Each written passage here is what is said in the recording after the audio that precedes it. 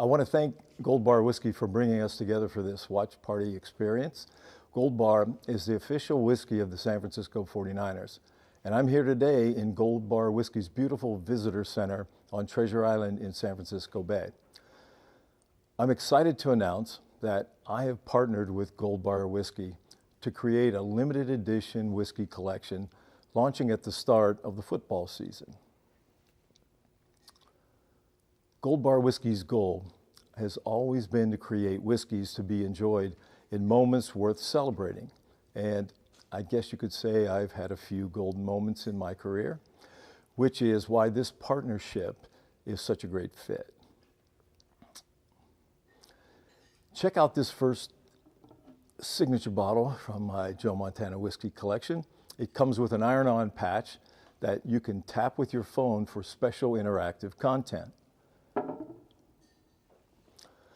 What's even more exciting is that coming up this holiday season, we'll be releasing a limited number of championship box sets commemorating each of my 4 Super Bowl wins, along with a 16-year-old super limited edition bottle, my favorite number, of course.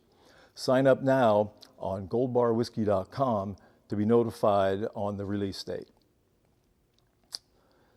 As a local San Francisco brand, through this collection, Gold Bar Whiskey celebrates the 49ers and the 49er faithful, and I'm proud to be a part of that team.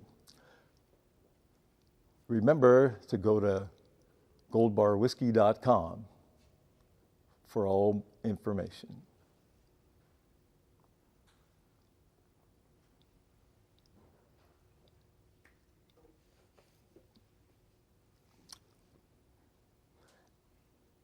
And that's all, folks.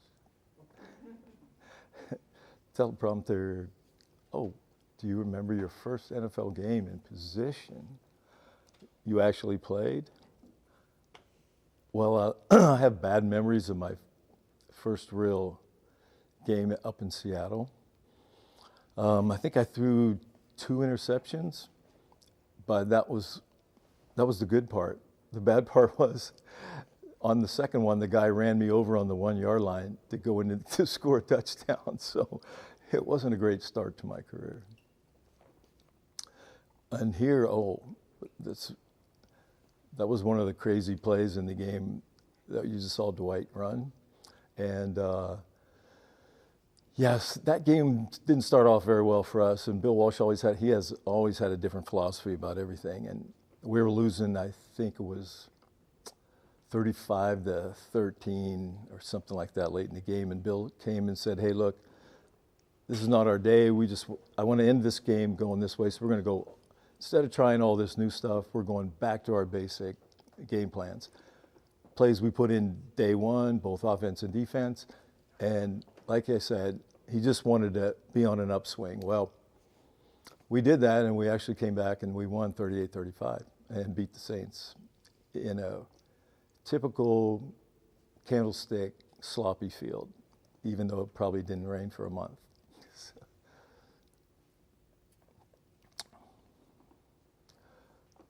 Let's see.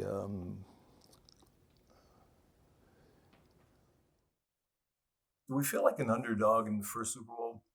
I don't think so. I mean, I think everybody else kind of took us for granted until they found us there. But I think the biggest change for us that year was Bill drafted 3 defensive backs: Ronnie Lott, Eric Wright, Carlton Williamson. And that changed our whole outlook on defense. Those guys, along with some other additions up front, that was the big difference there. They set the tone for how our defense was going to play all year, and they were the reason we won that Super Bowl for sure.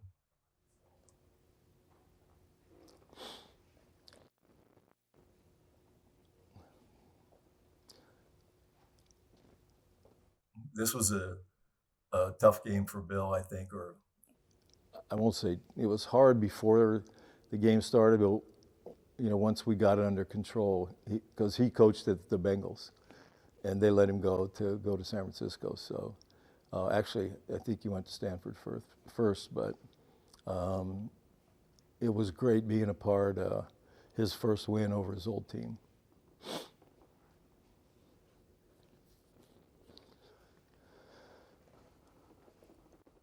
Oh yeah, well, Bill always liked to put in something new for the game plans, and try to do things that you would typically do later in a game. But we had a couple double reverses. We had all kind of crazy things that he just wanted to make the defense think about other things instead of what they really concentrating on what we typically would do for the rest of the game.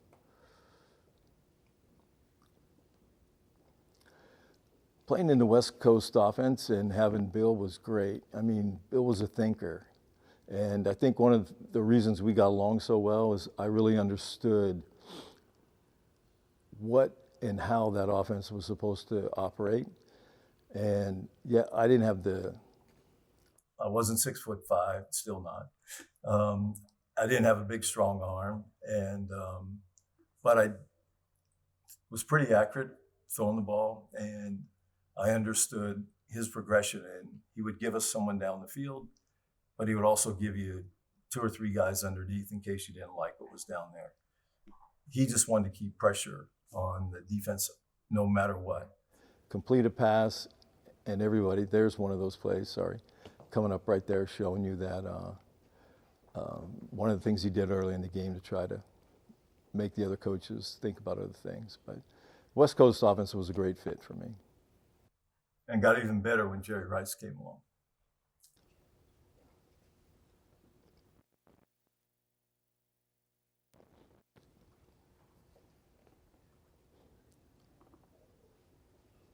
I think this was one of the bigger plays in the game. This was a big third down play to Mike Wilson that Bill had us roll out to get away from the pressure we were getting. And just typical Bill, run the ball, short passes, and then take your chance to get in the end zone coming up here in a little bit. He was drafted as a running back, but became a tight end. So he's wearing 49, but he really played as a tight end at that point.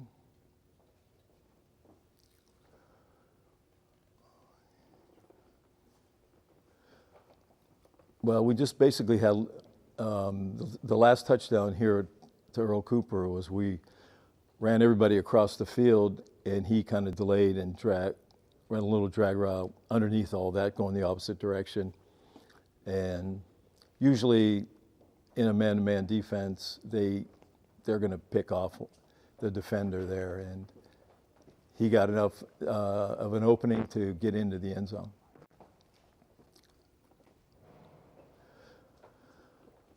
I think that was in the 49er defense in that game. Their goal line stand here was total Bill Walsh, and what he says about a quarterback and how you have to throw the ball. It was always you have to catch the ball for them, and he coached Kenny Anderson. I'll get into that after this, but our defense here, this was the biggest play in the game. They go ahead here if we don't stop them, and Dan Buns makes a tackle on the 1-yard line, and I think from there we went on down the field to score a touchdown. But the reason they didn't score, other than that play right there, but if he throws the ball to that running back coming out of the backfield just in front of the numbers, he walks into the end zone, but he threw it behind him, so it stopped his momentum and gave Dan Buns time to come up and make the tackle.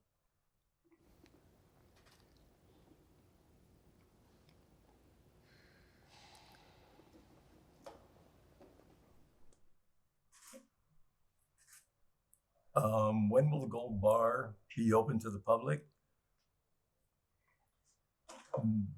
I believe it's in August, next month, mid-August, to be exact date, not yet, but somewhere in mid-August. But you got to come see this place. It's pretty special. You can see some of it behind me. But you can't get a feel of the whole room until you're in here. And I was pretty shocked when I walked in from the building to the outside into here. It's pretty sweet looking.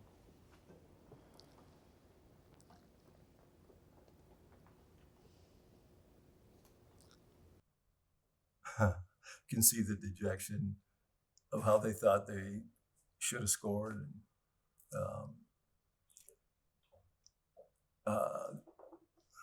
okay, what did it feel like when the game ended and your teammates were Super Bowl? It was, well, for me, it was kind of a crazy game. I ended up being the MVP, but I didn't feel like I played well enough to be the MVP. And so much so I went, after the game, I grabbed a cheeseburger because I didn't eat much before the games.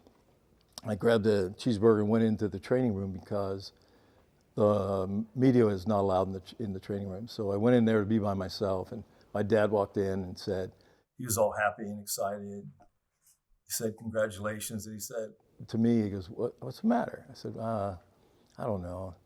Just didn't feel like I played my best game. He goes, would you shut up? You just won the Super Bowl and you were the MVP. Now put a smile on your face and get out there and celebrate. So it was a little different than I thought. I think we celebrated a little bit more, or I felt better, even as bad as I played in the Cowboy game. But this game was pretty special. To win the first one, I just didn't feel like I played like an MVP myself. Winning your first Super Bowl was, at that time, there were so many things going on in San Francisco that, the shooting of Harvey Milk. I mean, there were so many other things that were just dragging the city down that everyone felt at that time our win helped boost the city and bring it back to life again after so many things that went wrong. So it was a great feeling coming back home and seeing the parade and seeing all the people.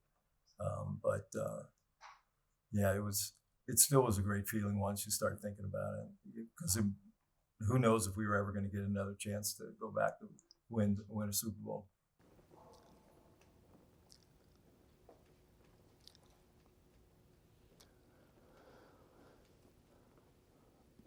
Well, Gold Bar whiskey is a great local brand. It also is the official whiskey of the 49ers, I think, since 2019.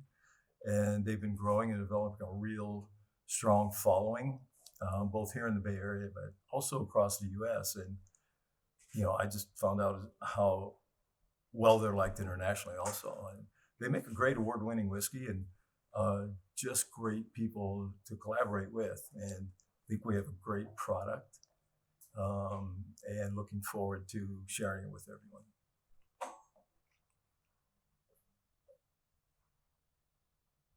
And celebrating 49ers.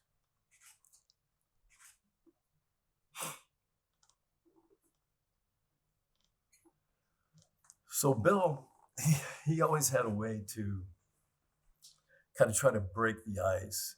In our first Super Bowl, he actually, when we got off the bus, he had gotten there early. We landed, got on buses, and went to go to the hotel. And I got off the bus, and somebody was trying to grab my handbag off my shoulder. And I said, no, I'm good. And kept ripping at it until I turned around and it was Bill. He was dressed as a bellman. And so trying to lighten everything up. And he did the same here in this game with Danny Marino. Had a career-setting or NFL record-setting year. And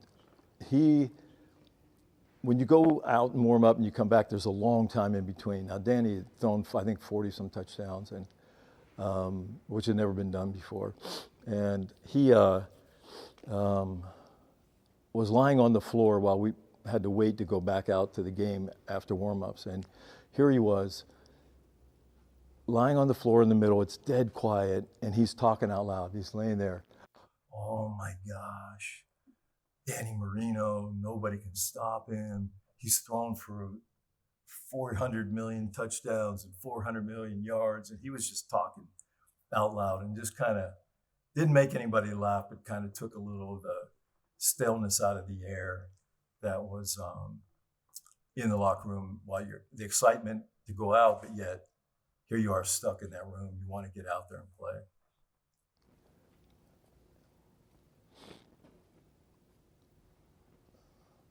Yeah, Roger Craig he had a great Super Bowl game, and he had a great career. He was the first thousand running back, 1,000 yards, 1,000 yards catching and receiving also.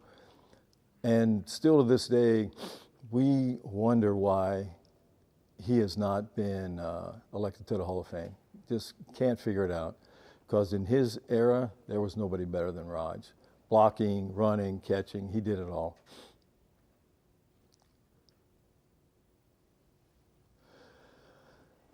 Yeah, Our offensive line was always taken for granted, and they played in this game the best they played all year, and they had to. They had a pretty good defense. The Dolphins, they called themselves the Killer Bees, but they protected. As you can see, I don't know if my uniform got dirty at all, and there was one guy on there that was really unsung, was John Ayers, who passed away a number of years ago now. But you can see how much room I have to throw the ball, and makes the game a lot easier when you have that kind of space.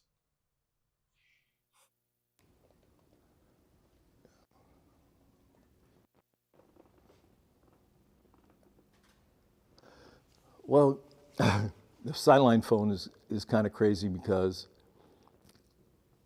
I used to go off the field and go right to Bill and then go to the phone. Until I threw an interception in the end zone one year, and I went to Bill, and I knew I was in trouble because he was standing there going like this, which is his normal pose, and staring at me the whole way. And I got over there, and he said, "What was that?" And I said, "I think they call that an interception, coach." And then he looked at me dead square in the eyes and said, "Try not to let that happen again, would you?" I said, "I promise I won't." That was about as stern as he gets. And then I go over to the phone and talk about what really happened upstairs with the quarterback coaches and offensive coordinator, and spend a little more time there. But one of the funny things I did at some point later in my career, after I hung up from talking to the coaches upstairs, I looked at the phone and I said, I wonder if you can call out of this phone. So I picked it up, and like you would normally do in a hotel, you hit 9 to get an outside line. I hit 9. I got a dial tone. So I called my wife at home, and she answered. She said, "What are you doing?" I go, I just called to say I love you on the phone. I mean, why else would I be calling you? Where are you calling me from? So I'm calling you from the Sideline phone. And so from that point on, wherever I went, I always checked to see. There was only a handful of places you could call out, but if I could call out, I would call her back. Every now and then throughout the game, especially if we were winning. Well, I think one of the things when you look at Marino and how many times he got sacked was, the one thing people forgot too is, I think our defense that year was number one. In fact, Ronnie Lott thinks the '84 team was the best of all our Super Bowl teams. And, maybe he thinks that on the defensive side. On the offensive side, once, John Taylor and Jerry Rice and Brent Jones and those guys came along, made us a lot better offensively. We were able to push the ball down the field a lot more, and but nobody argues with Ronnie.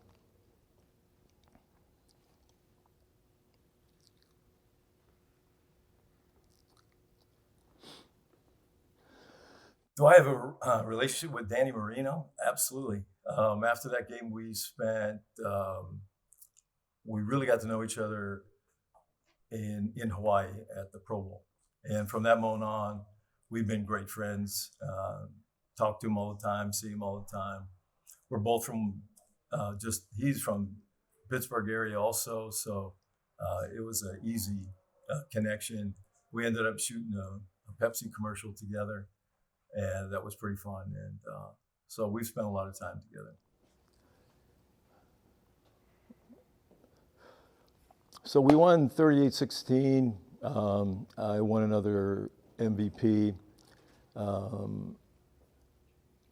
The MVP is a funny thing because you don't really think about it, but I think what it means to you after it's over is that you played one of the better games that on the offensive side of the ball that everybody else thought that you did. Like I said in the first one, I didn't think I did, but I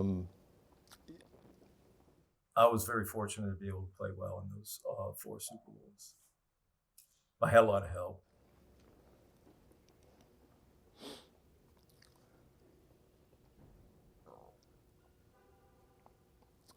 So where will you be able to find Montana whiskey collection? Well, you can go to goldbarwhiskey.com and get notified on the release date. And you can also call your local distributors to see when they will be getting the brand in.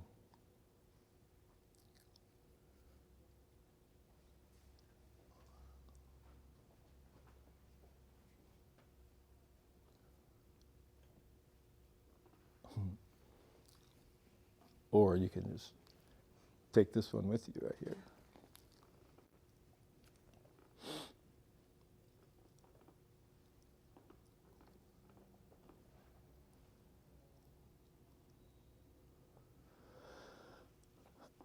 How did the injuries early in the 3rd Super Bowl affect the teams? Well, I think for them, they lost one of their better defensive linemen early in the game. And the one thing about this game was a lot more fun than the first time we played Seattle is that in Cincinnati. When we played Cincinnati the first time, the head coach of the Bengals in this game was my quarterback coach in my first year, Sam Weich. So Sam and I became really good friends throughout the years, and so playing against Sam was made it feel like you were playing against your neighbor, your best friend you grew up with, and you never want to lose to them. And it was fun beating him on the last touchdown passes. He knew it was coming somewhere down the line.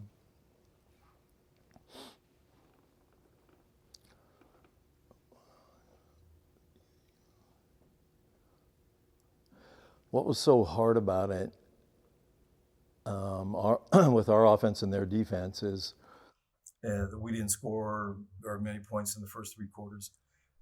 It's pretty easy. Sam knew us better than anybody else because Sam played for Bill Walsh when Bill was coaching in Cincinnati, and they ran a similar offense. So if anyone knew our offense inside and out, it certainly was Sam.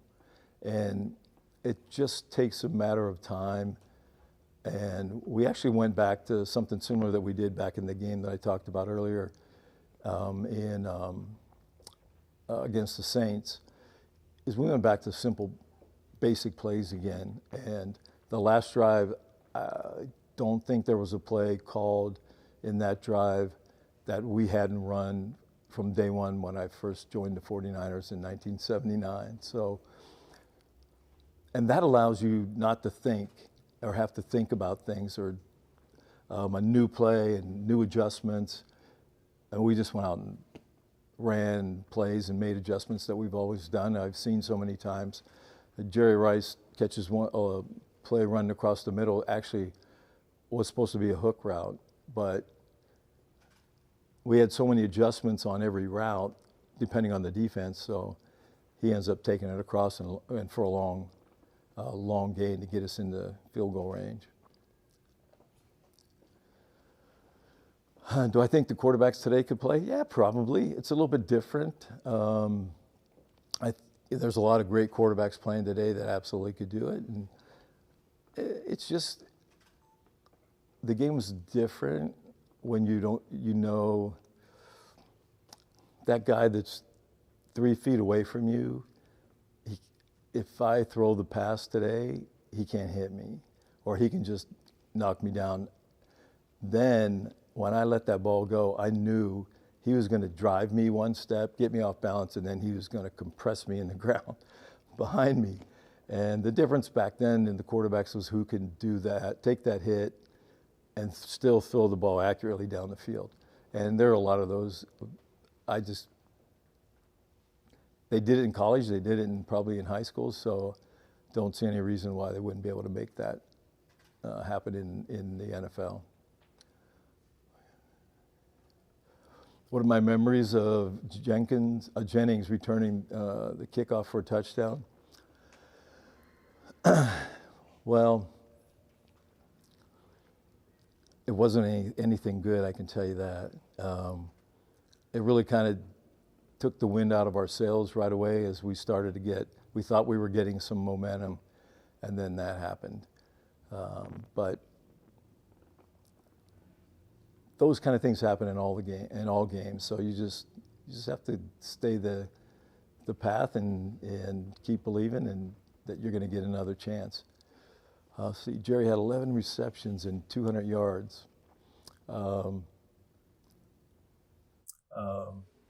Jerry had a great game, and he made a great catch on one. He makes a great run, misses a tackle, and but he's just, when it's time, when great players, I'll see you're showing that could have ended the game right there. But he dropped that pass, and then the problems are that the next time you come back and we didn't worry about that. I almost had an interception. We just come back and have a touchdown pass to Jerry. But yeah, Jerry played a great game, and but he plays great all the time. One of the things about Jerry as soon as he got there, his first couple of days was kind of rough. Balls were hitting him in the face and the chest, bouncing off, and but his work ethic kind of showed up the first time he catches a pass, and he ran in practice like 60 yards and scored a touchdown. And typically, wide receivers catch the ball in practice, turn and run 10 or 15 yards. Well, every time Jerry touched the ball or caught a pass, he would run and score a touchdown. And 9 yards, 90 yards, he didn't care. And, you sit there with that work ethic, you think it's a coincidence that Jerry's the NFL touchdown reception leader by a large margin in the NFL. And I say, no, that was his work ethic. That's how he came to work every day. And that's what he expected every time he caught a pass, is that he should score. Who do I admire today as the quarterbacks? I like watching a lot of them. Obviously, the guy in Kansas City is pretty special to watch. The old guys, even though he's not sure what's going on with him a little bit, but Aaron Rodgers, after he came out of the dark. But a lot of good young guys in Buffalo and in the Chargers. I mean, there's just so many around the league to watch that it's always fun to see when two of them get together. But the only thing I can say, I don't like standing next to them because I think they're all 6'5", 6'6", and they come up to their shoulders. It makes you feel small. But a lot of good ones playing. Fun to watch them throw the ball around. Harris Barton in the huddle. Oh. TV timeouts are forever, and in the Super Bowl, and we were just standing on the sideline. I mean, we were standing out there in the huddle, waiting to get the signal from TV that we could go ahead and start running plays. And Harris Barton was our resident celebrity watcher. So during the week of the Super Bowl, we were always practiced from the morning till the late afternoon. We'd be free for dinner and come back for meetings. Harris was like a little kid every time he came back from dinner because he would tell you all the celebrities he saw. He was so excited, like a little kid with candy. And so we were standing there in the huddle, and framed between two guys on the other end of the huddle was John Candy. And I had met John Candy a number of years prior to that because my contract was up and he was part owner of one of the Canadian football teams. He was trying to get me to go to Canada. So while we're standing there, I looked over and I saw John Candy, and I don't remember Harris saying that he saw John Candy. So I walked over and said, "Hey, H, hey man, there's John Candy." Now Harris is pretty anal. He'll stand exactly like this in the huddle for 8 minutes if he has to. He won't move. And so he looks over there, turns his head and moves back, and then he starts mumbling a bunch of stuff that I have no idea what he's talking about. I did hear something like Super Bowl and trying to win, and you'd seen Candy and this and that or whatever. And like I always say, he appreciates it today more than he did back then, but it was more just hey, we're standing there, nothing else to do, just waiting for TV, so, and I happened to see him.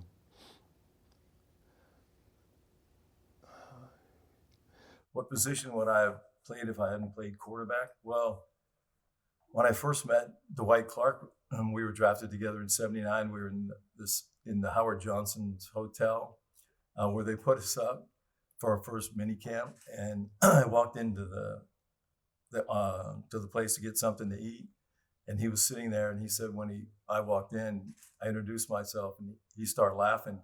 So he said he thought we had just beat them, Clemson, earlier in the year in Clemson, and he said he thought I was the kicker that was drafted. So maybe a kicker, but I don't know, maybe wide receiver. I kind of like wide receiver. Not very fast though, unfortunately.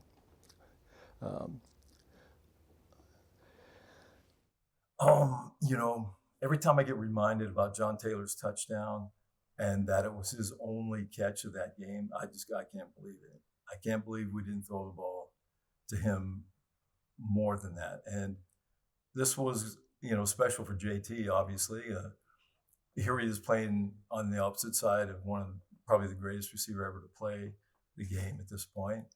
And we'd run double routes sometimes, and I'd go, "Oh, JT, Jerry Rice." And you look over there, and John Taylor's wide open. So I think it was great that it happened for him. He never said a word, never complained about anything, and everybody thought this ball was going to go to Jerry Rice, and Phil had noticed that the certain motion put them in a certain defense that we could. He runs a little out and up and kind of splits the seam, and it's good for him. So I was given the name Joe Cool. Given everybody thinks of under pressure, so many games under pressure. Well, the only problem when you have that many games under pressure is that usually you're the reason you have to come from behind. Because you haven't been doing your job in most cases. So those pressure situations were more fun for me.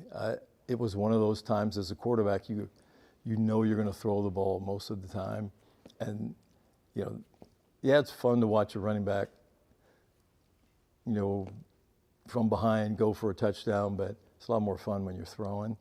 And so I don't know what the pressure was about, but I just felt more excited.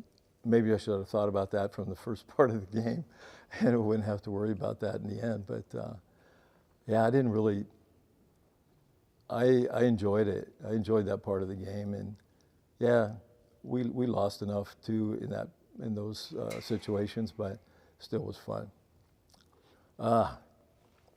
Some people were asking, what am I drinking?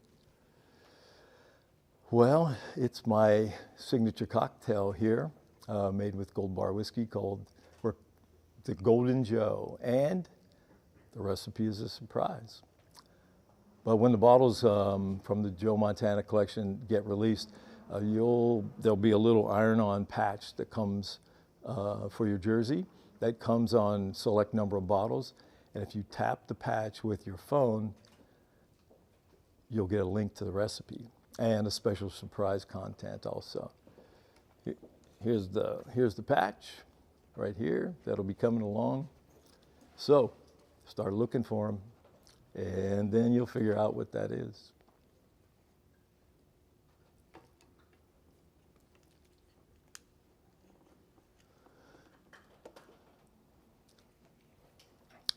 So Denver, when we played Denver in the Super Bowl, they were the number one ranked defense, but I find that hard to believe. We had pretty good defense that year. Again, we always had great defense. But it's funny now how different dealing with the media is and was back then, where after a certain date, Bill didn't want you to have contact with the media. And almost every team did it the same way. But for some reason, when I went out to warm up, their players were still doing interviews out in the tunnel for the media. And I walked back in and I go, oh my gosh, we already got them beat. And they said, why do you say that? I said, these guys they're not even thinking about the game. They're out there doing interviews and we're about to go play a Super Bowl. I go, I don't know what they're thinking about, but if you watch, the funny part of this, if you watch the first part of the game, I think Elway and I were taking turns skipping balls to wide receivers. In fact, when I was in Kansas City, we were watching this game, and Dave Craig, who was quarterback, was in Seattle, was in Kansas City at the time with me. He looked over at me and said, "You were the MVP in this game?" I go, "Just hang on, it gets better, Dave." And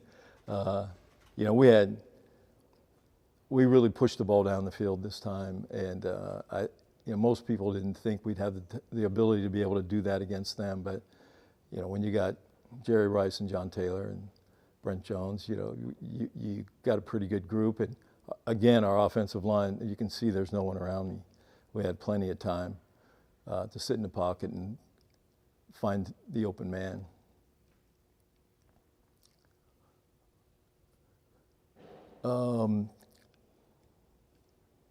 Talk about how fun the 55-10 Super Bowl game was. It was a lot of fun to be in offensively, but the sad part is you find out that you really don't want to win by that many points because they take you out of the game early. Now, you can take me out of any other game early, but nobody wants to come out of the Super Bowl game early. But the one thing about that was it also gave a bunch of other players a chance actually to play in a Super Bowl. So that part of it I appreciated. Coming out, not so much fun. But while you're throwing touchdowns, yeah, we had a blast. How have I stayed so humble? My wife and my kids, they beat me up every day. But I think the one thing actually that I really realized is that this is a team sport. Yeah, I got a lot of the accolades from it, but in reality, you can see how many people it takes to win a game. And we had great players on both sides of the ball that without them, we don't win. And I'm not sitting here today because of it, but fortunately for me, we had great coaches, great owner, and also on top of it, we had some seriously good players, especially on the defensive side too. We beat opponents by 100 points in 3 playoff games. Do you consider that to be the greatest ever? Well, I think when you look back, it goes back to what I was saying. Our team became different offensively when Jerry Rice came along and John Taylor. It really allowed us to do things a lot more down the field. But the nice thing for me and our offense is that you could throw the ball 7-10 yards, and those guys could take it the distance. For example, we're playing the Rams in LA, and we usually played pretty well there, but we're not playing great. We're also getting bad field position. We get the ball on the 4-yard line backed up. I take 3 steps back and I throw the ball 7 yards to John Taylor. John Taylor goes 96 yards for a touchdown. We get the ball on the 6-yard line. I take the same 3 steps, throw the same 7-yard pass. John Taylor goes 94 yards for a touchdown in the same game. There's only been one other person in NFL history to do that. And those are the kind of things that made it special for us and that offense, to have those guys not only be able to go deep, get behind people, but also to take a short pass and turn it into a touchdown. Looking back on my career, what does the organization and the city mean? Well, the city obviously means a ton to me. We still live here. Until recently, all 4 of our kids live in the city. Our youngest one just recently moved out, but everyone has stayed around here. We love the city, love the people here. And the 49er organization has just been the best to not only myself, but my family. And I include all those guys out there on the field that they treat well, even though we have long past our playing careers. As they say, long in the tooth, I guess.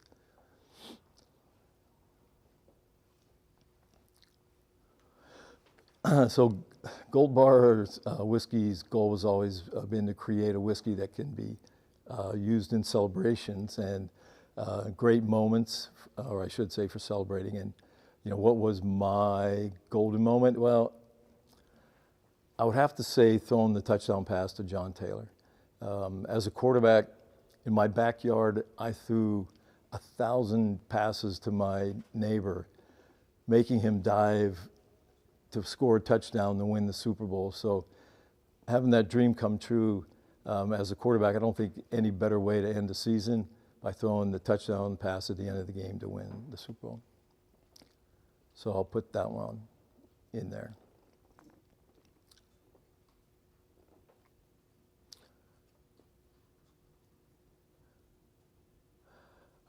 Okay, so I would just want to say thank you all for joining us here today, and remember to go to goldbarwhiskey.com to sign up for early access and alerts when the new bottles are going to be available online. You can also pre-order online, or you can call your local liquor stores to stock it when they are released next month.